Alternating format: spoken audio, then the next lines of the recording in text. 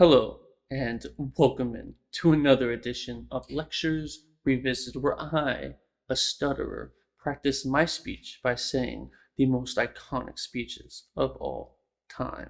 And today's speech is no exception. It is JFK's inaugural address. I guarantee that every person has heard just a bit of the speech, but I doubt anybody has heard it in its entirety. Without any further ado, let's begin.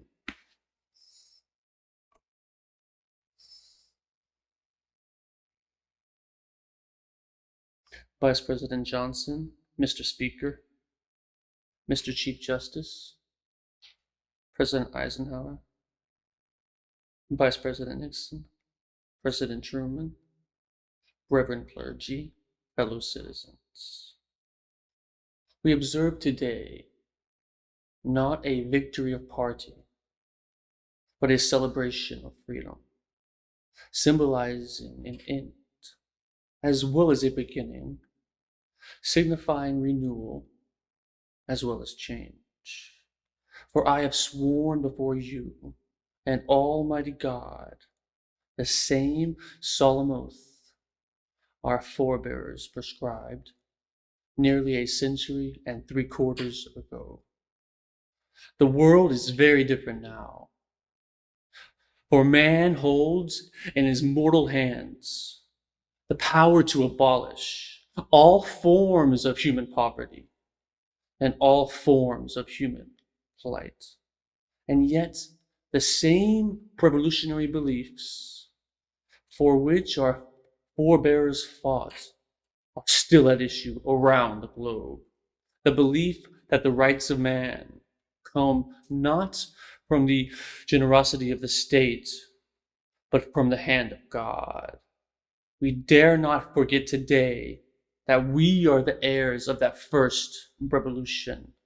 Let the word go forth from this time and place to friend and foe alike, that the torch has been passed to a new generation of Americans in this century, tempered by war, disciplined by a hard and bitter peace, proud of our ancient heritage, and unwilling to witness or permit the slow undoing of those human rights to which this nation has always been committed, and to which we are committed today at home and around the world.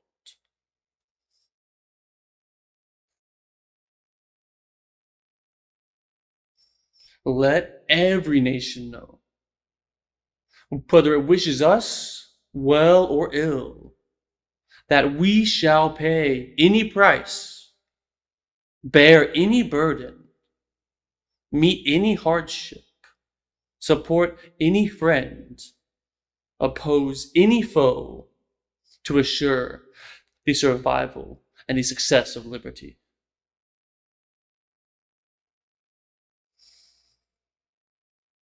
This much we pledge and more. To those old allies whose cultural and spiritual origins we share, we pledge the loyalty of faithful friends. United, there is little we cannot do in a host of cooperative ventures. Divided, there is little we can do, or we dare not be a powerful challenge at odds and split asunder. To those new states we welcome to the ranks of the free, we pledge our word that one form of colonial control shall not have passed away merely to be replaced by a far more iron tyranny. We shall not always expect to find them supporting our view, but we shall always hope to find them strongly supporting their own freedom. And to remember that in the past, those who have foolishly sought power by riding the backs of the tiger ended up inside.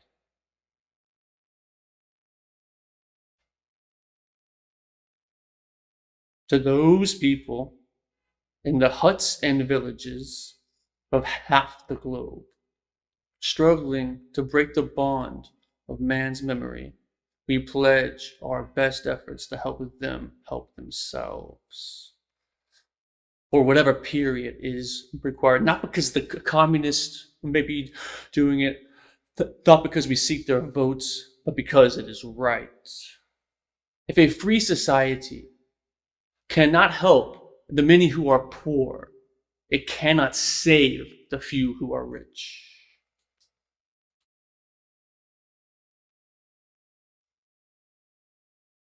To our sister republics south of our border, we offer a special pledge to convert our good words into good deeds in a new alliance of commerce, to assist free men and free governments in casting off the chains of poverty.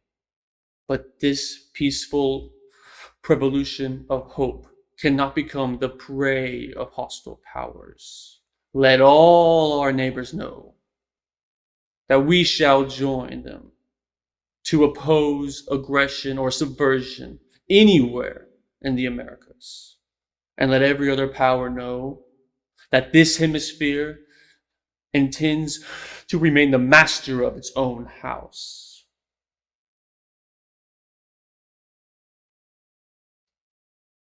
To that world assembly of sovereign states, the United Nations, our last best hope, in an age where the instruments of war have far outpaced the instruments of peace, we renew our pledge of support to prepare it from becoming merely a form of, to strengthen its shield and enlarge its area from which Britain may run, and finally to those nations which will make themselves our adversary, we offer not a pledge, but a request that both sides begin anew the quest for peace. Before the dark towers of destruction, unleashed by science, engulf all humanity in planned or accidental self-destruction, we dare not tempt them with weakness, for only when our arms are sufficient beyond doubt can we be certain beyond doubt that they will never be employed. But neither can two great and powerful groups of nations take comfort from our present force, both sides overburdened by the cost of modern weapons, both rightly alarmed by the steady spread of the deadly atom, yet both raising towards order that uncertain balance of terror that stays the hand of mankind's final war. So let us begin anew, remembering on both sides that civility is not a sign of weakness, and sincerity is always subject to proof. Let us never negotiate out of fear, but let us never fear to negotiate.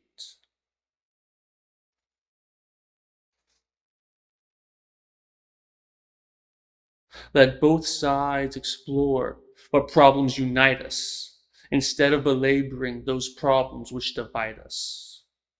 Let both sides, for the first time, formulate serious and precise proposals for the inspection and control of arms, and bring the absolute power to destroy other nations under the absolute control of all nations.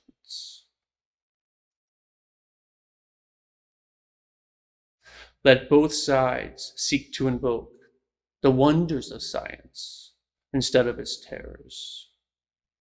Together, let us explore the stars, conquer the deserts, eradicate disease, tap the ocean depth, and encourage the arts of commerce. Let both sides unite and heed in all corners of the earth the command of Isaiah to undo the heavy burden and let the oppressed go free. And it may be of shared cooperation, may push back in some suspicion. Let both sides join in creating a new endeavor, not a new balance of power, but a new world of law, where the strong are just and the weak secure, and the peace preserved.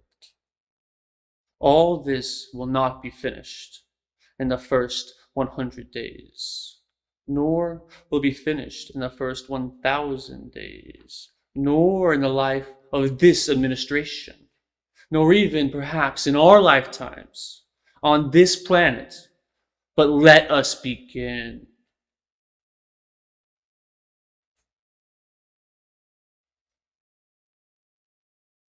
In your hands, my fellow citizens, more than mine, will rest the final success or failure of our course. Since this country was founded, each generation of Americans has been summoned to give testimony to its national loyalty. The graves of young Americans who answered the call to service surround the globe. Now the trumpet summons us again, not as a call to bear arms, the arms we need, not as a call to battle, though in battle we are, but a call to bear the burden of a long twilight struggle, year in and year out, rejoicing in hope, patient in tribulation, a struggle against the common enemies of man, tyranny, poverty, disease, and war itself. Can we forge against these enemies a grand and global alliance, north and south, east and west, that can assure a more fruitful life for all mankind?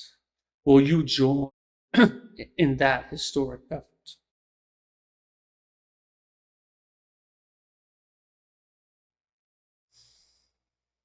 In the long history of the world, only a few generations have been granted the role of defending freedom.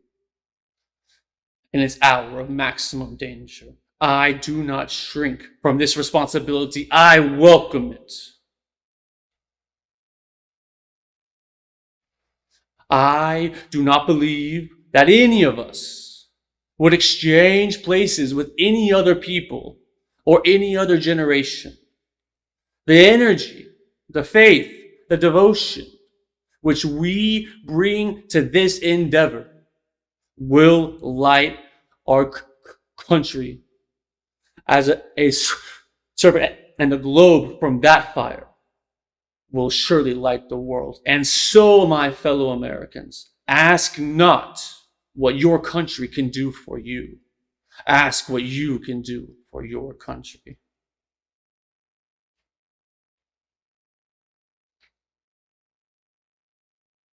My fellow citizens of the world, ask not what America will do for you, but what together we can do for the freedom of man. Finally, whether you are citizens of America or citizens of the world, ask of us here the same high standards of strength and sacrifice which we ask of you.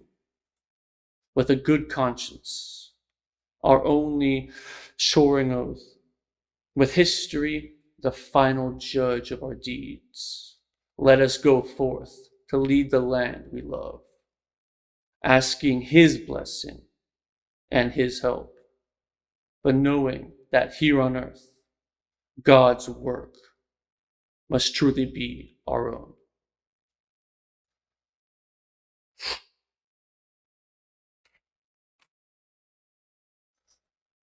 Whew! That was bad. I'd be surprised if anybody in my generation ever heard that entire speech, because I was born 30 years after this was even given. We all know that famous quote, ask not. But the rest of the speech, it's full of hope, full of peace, full of unity. A call to end wars. A call to help the entire world. And even on how he speaks, I'm going to have to find out who his speech writer is, or that whole team.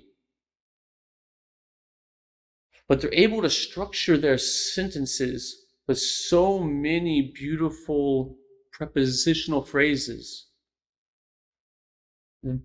that it just adds on another layer of depth to every meaning. It's not just help the people of the world, no. It's on and on and on and on. And then even how he speaks, I was trying to follow his pitch. And most of the time, you don't want to go up at the end of a sentence. It almost sounds like a question. But he goes up in volume and pitch. And those around the world, like he goes up to push out more instead of those around the world. It's building it up in each preposition, and then at the end, he brings it back down to resolve it. He is one of my favorite speakers and writers and presidents to boot. But that ends this edition of Lectures Revisited. Thank you.